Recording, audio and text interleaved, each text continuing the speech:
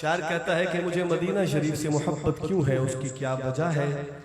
بڑی مشہور نعت، اس کے صرف ایک دو شعر، اس کے بعد شان صحابہ پر دو شعر، اور میرا وقت مکمل انشاءاللہ۔ ملاحظہ فرمائیے گا کہ میری الفت مدینے سے یوں ہی نہیں، میرے آقا کا روضہ مدینے میں ہے۔ میرے آقا کا روضہ، ذرا جھوم کے میرے ساتھ پڑھیے گا، جتنا بھی ہو سکے جتنی آواز سے لے کر پڑھیے گا ضرور۔ میرے آقا کا روضہ مدینے میں ہے۔ ملاحظہ کیجئے، میری الفت مدینے سے یوں ہی نہیں، پڑھیے میرے آقا کا روضہ مدینے میں ہے، میرے آقا کا روضہ مدینے میں ہے۔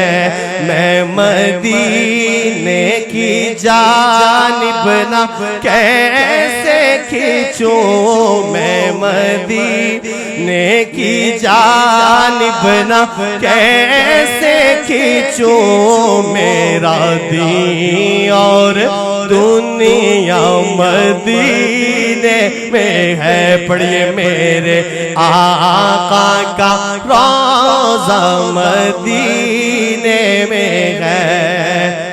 اور کراچی والوں، پھول آپ نے دیکھے ہیں کہ کیسے کھلتے ہیں، لیکن شاعر کہتا ہے یہ ایسے کھلتے ہیں۔ بات اچھی لگے تو سبحان اللہ کراچی شہر میں جانی چاہیے، بات اگر اچھی لگے۔ پھول کیسے کھلتے ہیں کراچی والوں، شاعر کا انداز دیکھیے۔ پھول کھلتے ہیں پڑھ پڑھ کے صلی علی،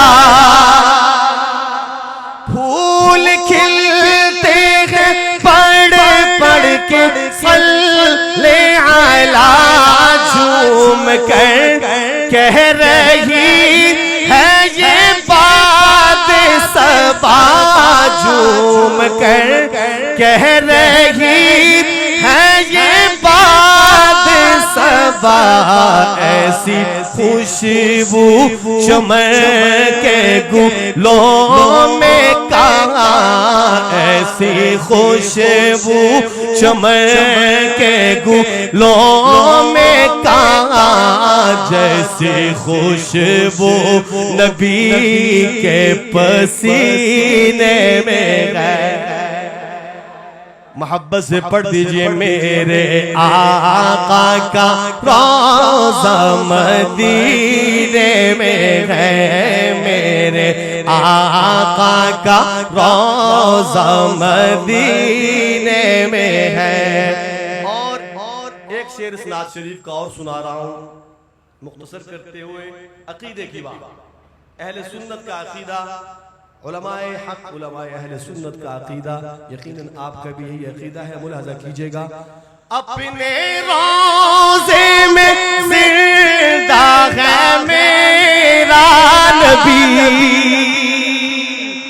اپنے روضے میں زندہ ہے میرا نبی، روضہ جنت کا شک تو نہ کرنا کبھی، روضہ جنت کا شک تو نہ کرنا کبھی، مردے جنت میں ہوتے نہیں دوستو، مردے جنت میں ہوتے نہیں دوستو، اور وہ جنت کا ٹکڑا مدینے میں ہے۔